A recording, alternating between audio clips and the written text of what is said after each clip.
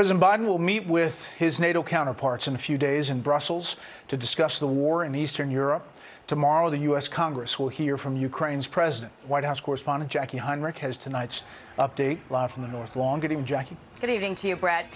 The president will head to Brussels next week to meet with NATO allies about support for Ukraine and also bolstering defenses of NATO countries. A meeting with Ukrainian President Zelensky is not off the table, but the White House is already signaling that he should not expect any new answers to his biggest requests.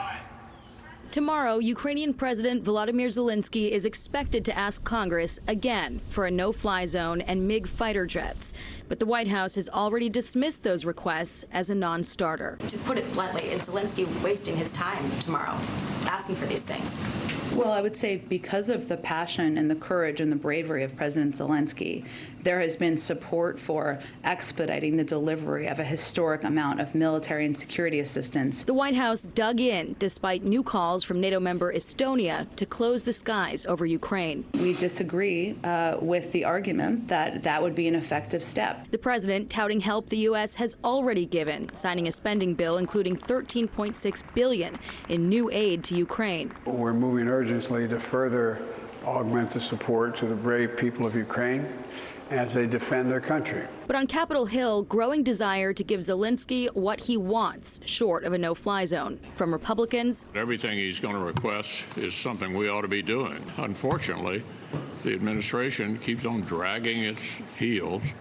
Even when they do the right thing, they do it too late. What I don't understand from this administration is why we would signal to Putin that we would waver on any commitment to Ukraine. And Democrats. I am sure he will call upon Congress to continue to do that, to give him some type of air defense systems, which I think we should. Today, the administration took new action on sanctioning Russia, adding 11 Russian defense officials to the sanctions list. Russia responded by sanctioning the Biden cabinet and family, but due to a clerical error, may have failed in sanctioning the president himself. President Biden is a junior, so they may have sanctioned his dad. May he rest in peace. Confirmed secondary sanctions against China are on the table if they're found to be helping Russia evade sanctions or helping them militarily with their war in Ukraine. Officials would not outline what those secondary sanctions might look like, despite this administration's position that even the threat of a sanction should act as a deterrent.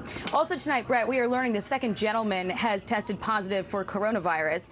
The vice president, Kamala Harris, tested negative today, but she did appear alongside President Biden at a bill signing this afternoon, and the White House says she will continue to test. Brett? Jackie Heinrich live on the North Lawn. Jackie, thank you.